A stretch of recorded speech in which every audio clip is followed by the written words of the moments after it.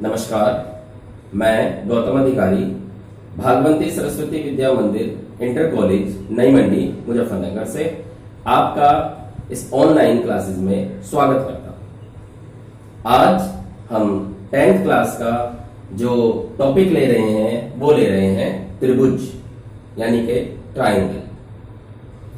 आपने ये topic 9th class में पढ़ रखा है, लेकिन 9th क्लास में जो आपने पढ़ा था वो पढ़ा था सर्वांग सम त्रिभुज, और अब जो हम पढ़ने वाले हैं वो है समरूप त्रिभुज।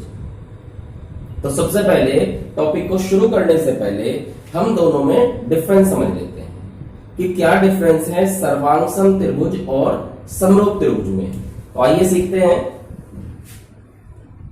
बात करते हैं, हमारे पास ये दो त्रिभुज है और इन्हें नाम दिया था हमने सर्वांग सम।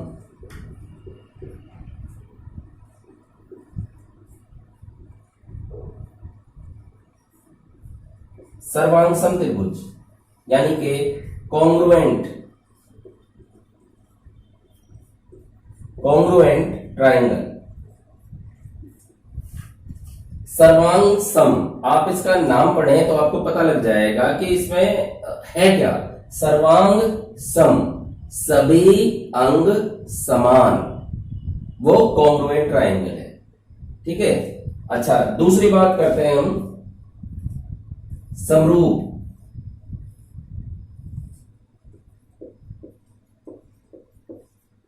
समरूप त्रिभुज इसे कहते हैं हम सिमिलर ट्राइंगल।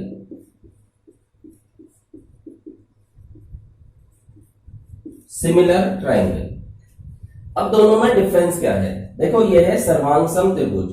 सर्वांग सम त्रिभुज में टोटल जो इसकी भुजाएं हैं, ये वाली से, इससे ये समान होने चाहिए। यानी इनका माप और इनका साइज यानी आकार और आमाप दोनों सेम होने चाहिए। ठीक है। या दूसरी बात समझें, अगर एक आकृति पे दूसरी आकृति को रख दें तो नीचे वाली आकृति पूरी तरह से ढक जानी चाहिए। दोबारा समझें, अगर एक आकृति, जरूरी नहीं वो किसी तरह की भी हो, आप सर्वांग सम त्रिभुज तो तब कहेंगे जब वो त्रिभुज हो। अगर सर्वांग सम की बात कर रहा हूं तो उसका मतलब है एक आकृति लीजिए, उसके ऊपर दूसरी आकृति रखिए तो नीचे वाली आकृति पूरी तरह से ढक जानी चाहिए। और ये तभी संभव है जब वो दोनों बिल्कुल सेम साइज की हो, तो उसे कहते हैं हम सिमिलर ट्राइंगल, सर्वांग सम त्रिभुज यानी कि कॉन्ग्रुएंट ट्राइंगल। अब आते हैं समरूप त्रिभुज की। समरूप त्रिभुज में इनका जो आकार है यानी कि जो शेप है देखने की, जो जैसे ये भी ट्राइंगल बन रहा है, ये भी ट्राइंगल बन रहा है, ये तो दोनों एक जैसे होने चाहिए, लेकिन इनके जो आमाप है यानी इनकी जो भुजाएं हैं, वो भुजाएं बराबर होनी जरूरी नहीं है। हो सकती हैं लेकिन जरूरी नहीं है। ठीक है। तो इनका क्या होता है, इनमें रेशियो होते हैं इक्वल। इनमें क्या होता है, रेशियो इक्वल होते हैं। जैसे इस वाली भुजा और इस वाली भुजा का जो अनुपात है वो, और इस वाली भुजा और इस वाली भुजा का जो अनुपात है वो बराबर होना चाहिए। यानी कि अगर मैं इसे नाम दूं ABC DEF, तो AB बटे AC ये बराबर होगा आपका DE बटे DF।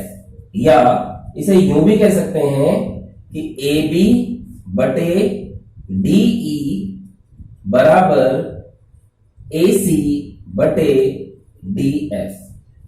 यानी इन दोनों भुजाओं का अनुपात इन दोनों भुजाओं के अनुपात के बराबर होगा। ठीक है। और यहां अगर नाम देता हूं ABC DEF, तो यहां बात आती है कि AB बराबर DE के और AC बराबर DF। तो ये फर्क है आपका सर्वांग सम त्रिभुज और समरूप त्रिभुज में। ठीक है। क्लियर होगी बात, समझ में आ गई। ये हमने 9th क्लास में पढ़ा था और ये अब हम 10th क्लास में पढ़ने जा रहे हैं। ठीक है। इन दोनों में डिफरेंस समझ में आ गया। क्योंकि अगर डिफरेंस समझ में नहीं आने का, यानी कि सीधी बात कहने का मतलब यह है, अगर बेसिक बात समझ में नहीं आनेगी तो दिक्कत हो जाएगी। तो आप सबसे पहले समझे कि हमने 9th में पढ़ा क्या था और अब हम पढ़ने क्या जा रहे हैं। ठीक है, के बाद आता है हमारे पास त्रिभुजों की समरूपता की कसौटियां, यानी criteria for similarity of triangles. अब क्या कसौटियां हैं वो समझे। सबसे पहली कसौटी है हमारे पास भुजा भुजा भुजा, साइड साइड साइड। पहली कसौटी हमारी ये होती है कि भुजा भुजा भुजा, यानी कि दो त्रिभुज अगर हमारे पास दिए हुए हैं और उनके भुजाओं के अनुपात बराबर हैं, या एक भुजा दूसरे भुजा से जो अनुपात रखती है वही दूसरे त्रिभुज की भुजाओं में अनुपात होगा, तो उसमें होगा भुजा भुजा भुजा रूल। ठीक है, साइड साइड साइड रूल।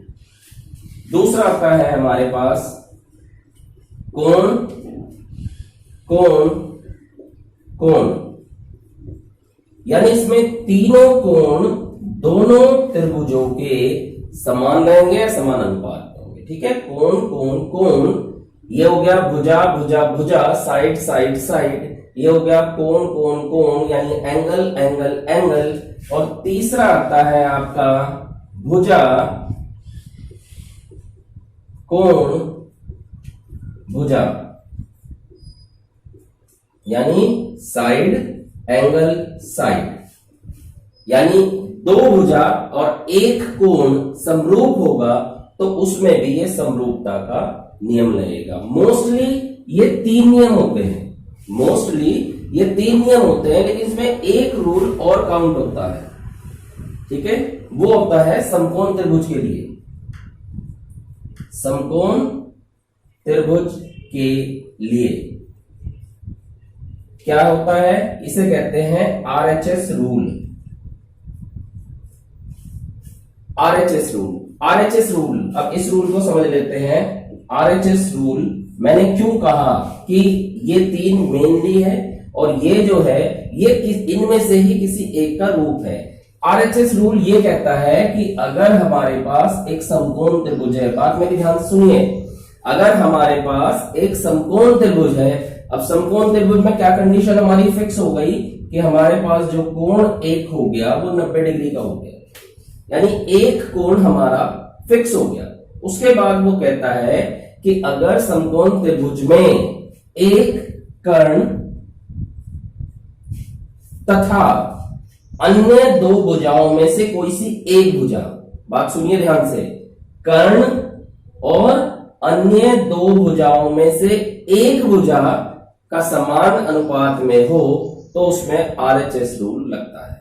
तो आप कहोगे कि ये इससे सेम कैसे है, वो इसलिए देखो, एक तो मैंने कर्ण ले लिया, तो कर्ण क्या है, भुजा, इनमें से एक भुजा ले ली तो दूसरी क्या आ गई, भुजा, और एक ले लिया मैंने कोण, तो क्या बात हो इसमें, भुजा कोण भुजा, यानी कि साइड एंगल साइड, और ये देखिए ये साइड एंगल साइड। ठीक है, इसलिए ये और ये रूल सेम है, लेकिन जहां समकोण त्रिभुज आ जाए वहां हम ये ना लिखकर ये लिखते हैं कि बाई आरएचएस रूल। ठीक है, क्लियर हो गई ये वाली बात भी।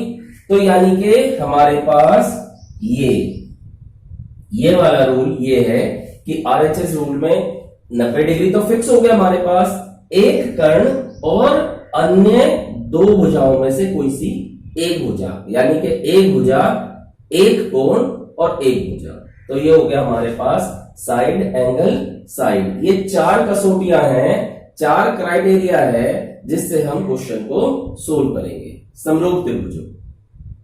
ठीक है, क्लियर है। इसके बाद एक और आता है, इसमें हमारे पास दो समरूप त्रिभुज हैं, सपोज ये हैं,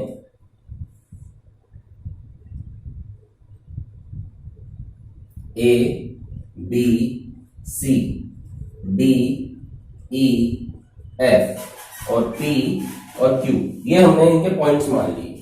तो इसमें एक फार्मूला और काम करता है कि दो त्रिभुजों के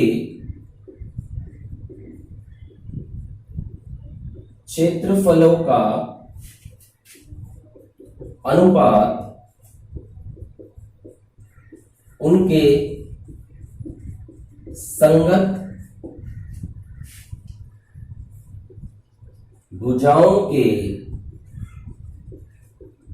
वर्गों के अनुपात के समान होता है।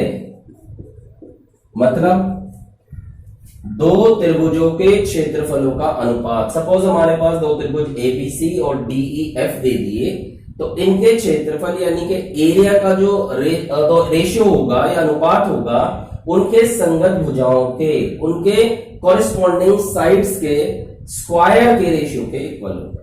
जैसे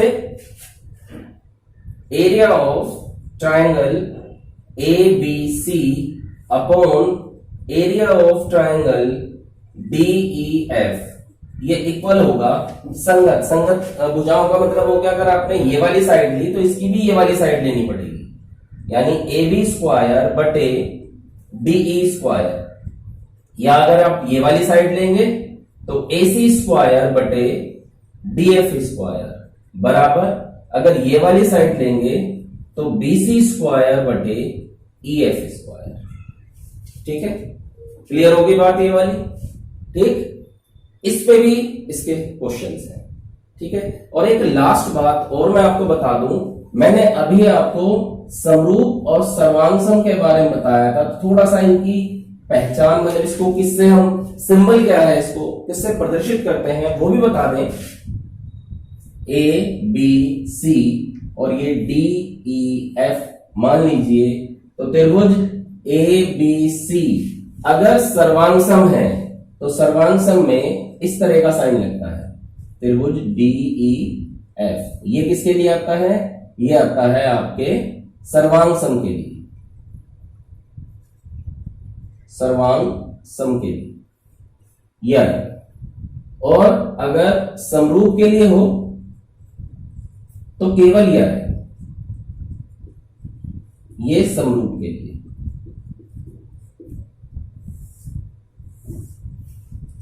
ठीक है, सर्वांगसम की कंडीशन बता दी मैंने, समरूप की भी बता दी। अब हमने ये जो चैप्टर हम करेंगे, इस चैप्टर पे यानी ट्राइंगल वाले चैप्टर में जो मेन बातें थी वो मैंने आपको क्लियर कर दी। ठीक है, अब एक्सरसाइज में इसे हम कंप्लीट करेंगे। Thank you.